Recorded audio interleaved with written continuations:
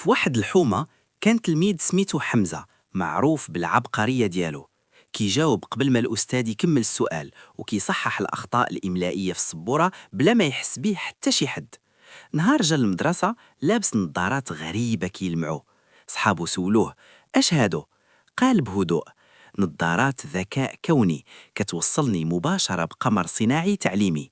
في نهار الفرض المفاجئ الأستاذ قال: اليوم اختبار صعيب بزاف، اللي يجيب المعدل راه عبقري رسمي. بدا الامتحان، حمزة كيبتسم غير بوحدو. النظارات كتقول لي بصوت خفيف: تم تحميل الحلول من المستقبل. في واحد السؤال معقد حتى الأستاذ حار فيه، حمزة وقف شرح الحل بالتفصيل وزاد قال: وفي السنة الجاية غادي تبدلوا هذا الدرس حيث فيه خطأ علمي. الأستاذ بقى كيشوف فيه. من بعد الاستراحة الإدارة عيطات ليه: واش بصح كتقرا ولا عندك شي سر؟ قال لهم: غير كنراجع شوية قدام في الزمن ماشي بزاف. وفي الأخير ملي طفاو ليه الانترنت في المدرسة النظارات توقفوا. رجع كيقول لصحابو: راه حتى العبقرية خاصها الويفي.